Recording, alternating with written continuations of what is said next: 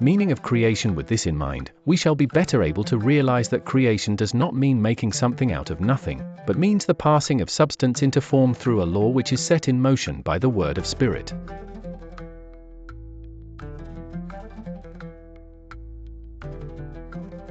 Creation is eternally going on, for we could not imagine a time when the activity of spirit would cease. It is the same yesterday, today, and forever. The whole action of spirit must be within itself, upon the law, which is also within itself, and upon the universal stuff, or matter, which is also within itself. The three must in reality be one, hence, the Trinity. The word alone is conscious. One of the main facts to bear in mind is that, of the three attributes of spirit, the word alone is conscious of itself. The law is force, and matter is simply stuff ready to take form. Since law or energy is proven to be timeless, that is, not added to or taken from, and since matter is known to be of the same nature, we have a right to suppose that both matter and law are coexistent and co-eternal with spirit.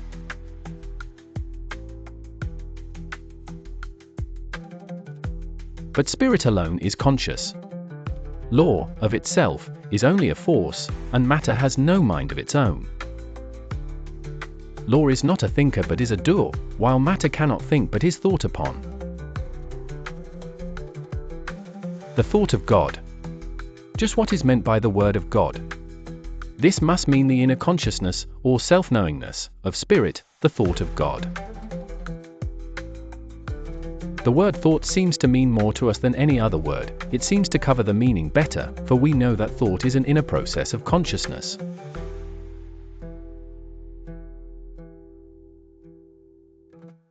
The thought of God must be back of all that really exists, and, as there are many things that really exist, there must be many thoughts in the mind of the infinite.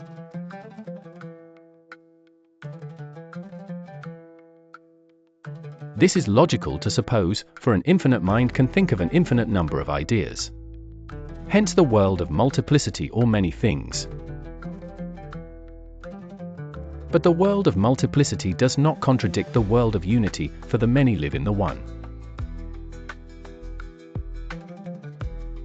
Eternal creation. There may be confusion in the minds of men but not in the thought of God, and so we have a universe expressing the limitless ideas of a limitless mind, and without confusion.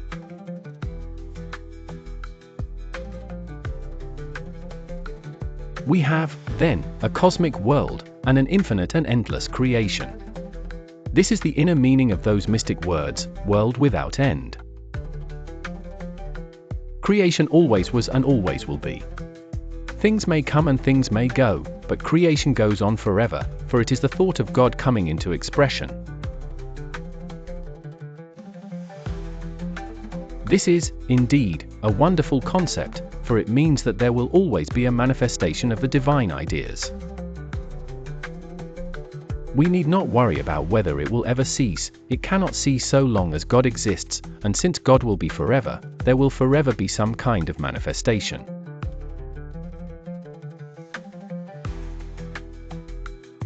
The universe is alive with action and power, with energy and life. We touch it only in parts, but from these parts we do catch a glimpse of the nature of the whole. He hath not left himself without a witness.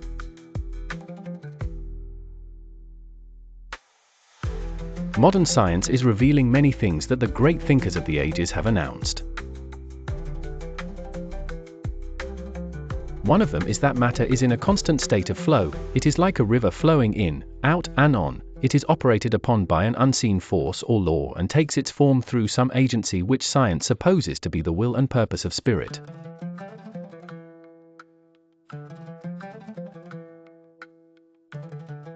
This we call the Word.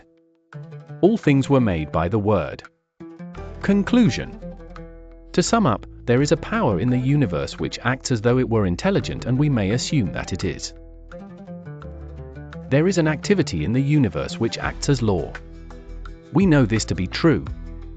And there is a formless stuff in the universe, forever taking form, and forever changing its form. This also is self-evident.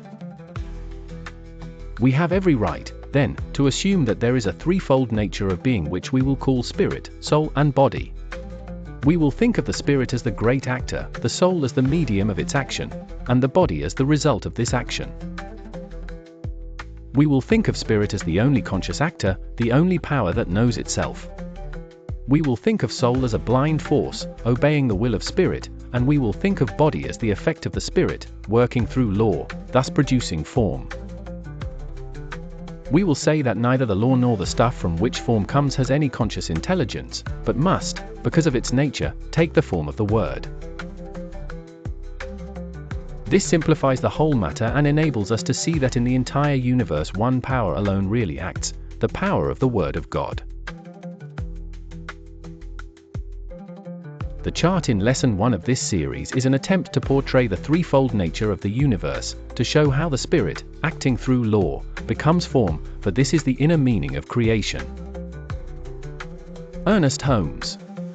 The Science of Mind Complete Edition, page 38b. By Rich Jarvis, RSCP of prayersradio.com.